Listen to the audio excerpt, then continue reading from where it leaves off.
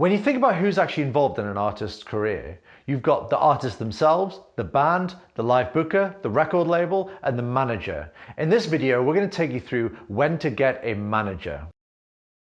Often artists can recruit a manager at the wrong time in their career, whether it's too early and you end up with too many complications and too many opinions, or too late and the band ends up disorganized or doesn't have a mediator and ends up breaking up before they even have a chance to get big. Usually before you get a manager, one of the band members will actually take charge and organize things. And there's no better way of doing it because no one understands the band and their vision better than one of the band members. You should get a manager when the band is starting to feel the workload of the organization themselves. For a band, they want to be focusing on the important things such as songwriting, production, and gigging.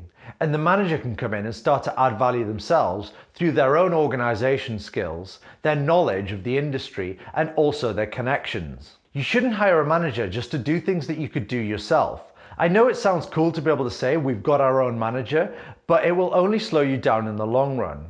If all you need is someone to book live gigs for you, book the rehearsal sessions and songwriting sessions, or just run the social media, then you will have the resources within the band to be able to do that yourself. So what kind of managers are actually out there? Well, firstly, you could have a mutual friend within the band run everything for you. This can be great because you trust that person and you know that they're not going to screw you over. You also know their skills and what they're actually capable of. So this is always a good option. The second one is music management companies. Music management companies are most likely going to have the knowledge and connections to launch your career at a quicker rate. They're also likely to invest money in you, especially if they believe in you.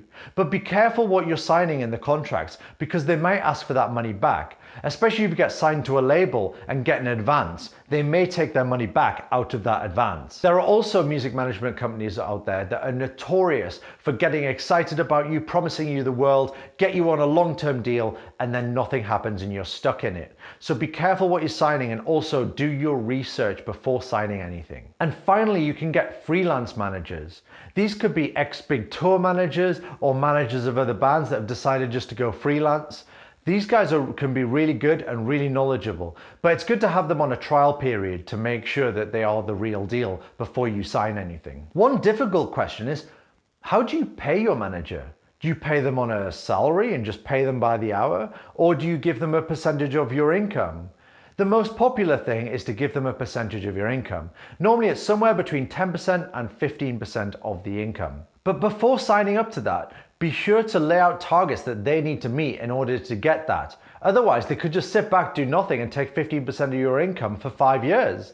Now you know what to expect from getting a manager, you need to find the right manager. So what traits do you actually need in a manager to be successful? Well, firstly, they need to really be passionate about your band. They need to know you inside out, they need to know all your songs, and they also need to align their vision with yours. A lot of people just want to be in the music industry for the sake of being in the music industry. They also need to have a strong knowledge of the industry that you don't already have. Maybe you don't know anything about royalty collection, and that's what they bring to the table. And also, they need to have good connections, so discuss with them who they can bring in to help you and who you can collaborate with. You need to have a manager who's dynamic and quick at getting things done. There's nothing worse than working with a manager who you send interview questions to from Clash magazine and they take a week to get them back from the band. You need someone who's going to be on it and always on their emails and quick to respond to things. You also need to find a manager that you get on well with and is always looking for opportunities for the band. Because that's where things are really going to happen. If you get an email with an opportunity, no matter how small it is, whether it's like an interview on a small podcast, you need to be passed on that message. There's nothing worse than working with a manager who acts as a gatekeeper for the band and doesn't pass on messages or opportunities. We've worked with so many managers over the years who think they are doing the band a favor by saying no to opportunities. They think they might be saving the band money or saving the band time, when actually as an emerging artist, you should be saying yes to everything. Even if it's just a podcast that gets a couple of hundred listeners a month and they've asked to interview you, you should say yes and take that 15 minutes out of your day to be on the podcast and get interviewed. So make sure your manager is on your side, you get on with them, and they're going to pass you every single opportunity for you to consider it. I hope you found this video useful. If you want to see more like this, do subscribe. If you found it useful, give it a like. See you in the next one.